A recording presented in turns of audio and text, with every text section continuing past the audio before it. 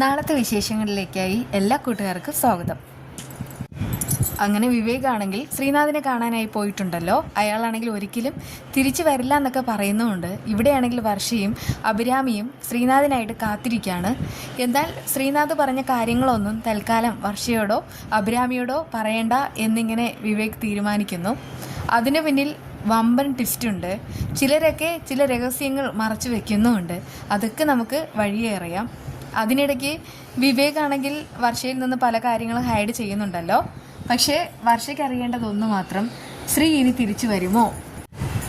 എന്നാൽ ശ്രീനാഥിനെ കണ്ടില്ല എന്നാണ് വിവേക് കള്ളം പറയുന്നത്. അതിൻ്റെ പിന്നിൽ എന്തോ ഒരു വലിയ കാരണമുണ്ട്. അതെല്ലാം നമുക്ക് പിന്നീട് അറിയാം. ഇതിനിടയ്ക്ക് അഞ്ജുവിനോടായി രാഹുൽ ഒരു ഞെട്ടിക്കുന്ന സത്യം പറയാണ്. നിങ്ങൾ വിചാരിക്കുന്ന ആളൊന്നുമല്ല വിവേക്. വിവേകിന് പിന്നിൽ ഒരുപാട് രഹസ്യങ്ങൾ മറഞ്ഞിരിക്കുന്നുണ്ട്. അതായത് വിവേകിനെ പറ്റി വളരെ നെഗറ്റീവ്സ് ആയിട്ടുള്ള കാര്യങ്ങളാണ് പറയുന്നത്. അങ്ങനെ വിവേകിനെ പറ്റി പറയുന്നുണ്ടെങ്കിൽ ഇതിൻ്റെ എല്ലാം പിന്നിൽ ഗംഭീരം ട്വിസ്റ്റ് ഉണ്ടാവും. കാരണം ഒരാൾക്ക് ഒരാളെ കാണുമ്പോൾ പെട്ടെന്നൊന്നും ഇഷ്ടമൊന്നും തോന്നാറില്ല. ഇതിപ്പോൾ വർഷയെ ആദ്യം കണ്ട സമയത്ത് തന്നെ വിവേകിനൊരു ഇഷ്ടം തോന്നുന്നുണ്ട്. പിന്നീടാണ് വിവാഹം കഴിക്കണം എന്നൊക്കെയുള്ള ആ ഒരു ആലോചനയിൽ എത്തിച്ചേരുന്നത്. അപ്പോൾ പിന്നെ ഇതെന്തോ ഒന്നിൻ്റെ ഒരു പ്ലാൻ ആകാനാണ് തീരെ ചാൻസ്.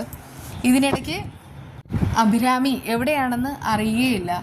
രാഹുലാണെങ്കിൽ അഞ്ജുവിനോട് പറയുന്നുണ്ട്, നമ്മളിപ്പോൾ മറ്റൊരു വീട്ടിലാണ് താമസം. അതുകൊണ്ട് തന്നെ തൽക്കാലം അവരുടെ പ്രശ്നങ്ങളിലൊന്നും ഇറങ്ങിച്ചെല്ലാനായിട്ട് നോക്കേണ്ട. വർഷ പ്രായപൂർത്തിയായ പെൺകുട്ടിയാണ്. അവൾക്ക് ഒരു തീരുമാനം എടുക്കാനുള്ള ആ ഒരു പ്രാപ്തിയുണ്ട്. എന്താണെന്ന് വെച്ചാൽ തീരുമാനിച്ചോട്ടെ. അത് കേട്ട് അഞ്ജു പറയുന്നുണ്ട്, എനിക്ക് അങ്ങനെയൊന്നും തള്ളിക്കളയാനാവില്ല. നമ്മുടെ പല കാര്യങ്ങൾക്കും നമുക്ക് വേണ്ടി സപ്പോർട്ട് നിന്നത് വർഷ തന്നെയാണ്. വർഷ തന്നെയാ ആ വീട്ടിലെ ആണിക്കല്ല്. പല സമയത്തും കൂട്ടുകാരികളായ ഞങ്ങൾക്ക് സപ്പോർട്ടായിട്ട് നിന്നത് വർഷ തന്നെയാണ്. അതുകൊണ്ടൊക്കെ പറയാണ്, വർഷയ്ക്ക് ഒരു സപ്പോർട്ട് കൊടുക്കാനായിട്ട് ഞാനും ഉണ്ട്. അവൾക്ക് നല്ലൊരു ജീവിതം കിട്ടണം, അത് മാത്രമാണ് എൻ്റെ ആഗ്രഹം. രാഹുൽ പറയുന്നുണ്ട്, അതിനൊന്നും ഞാൻ എതിരല്ല.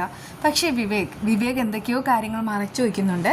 അതെന്താണെന്ന് നമുക്ക് പതിയെ കണ്ടെത്തണം.